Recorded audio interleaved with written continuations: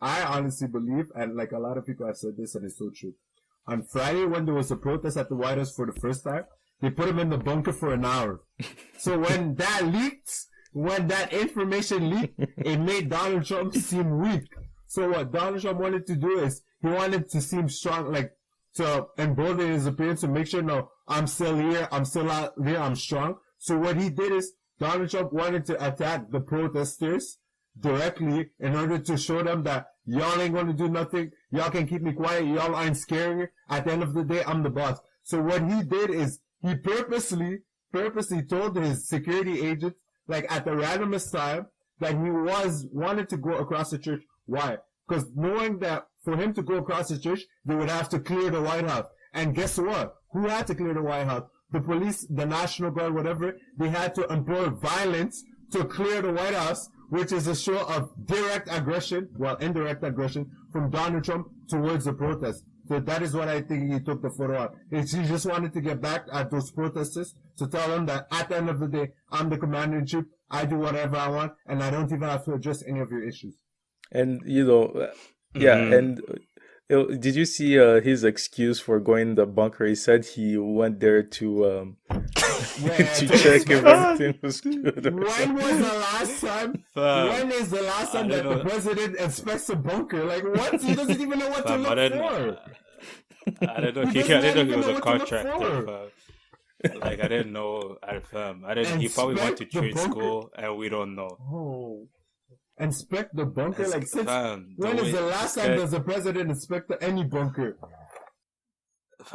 And yeah, I think that that photo op is for ever, like, because what the media really does well is to contrast, different scenes. So what happened is that they showed Trump going for his photo op and whatever, and they showed protesters getting brutalized, tear gas, getting hit by rubber bullets, all at the same time.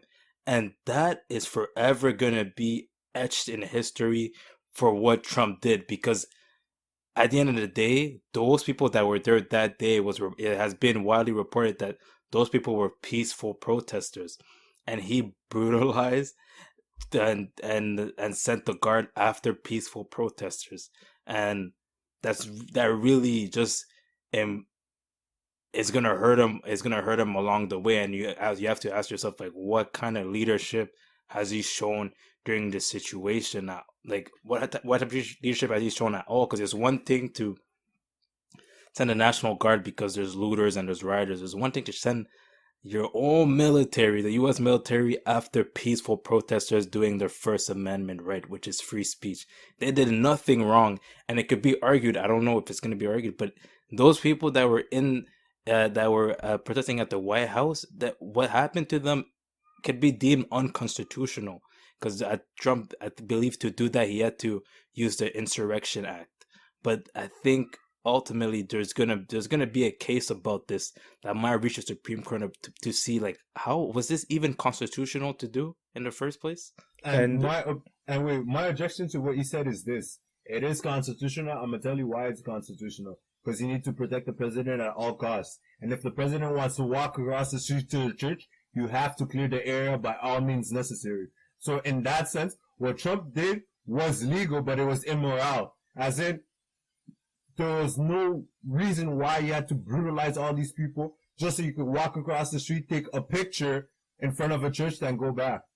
And just about the lawsuit. So there's the ACLU has filed a lawsuit against Trump for sending the police against and brutalizing the peaceful protesters. But it's hard to imagine that it's going to stick, because the president has he's protected against a bunch of prosecutions, so it's probably not going to stick.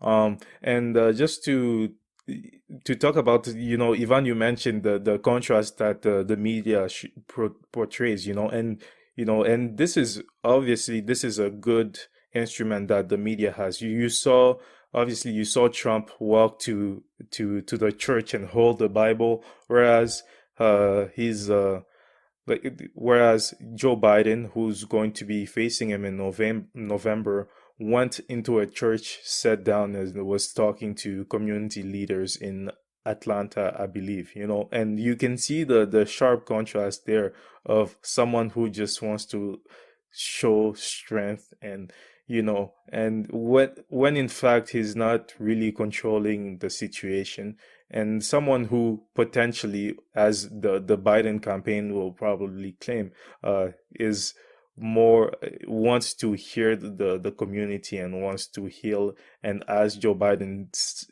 often says, to heal the soul of the country, you know.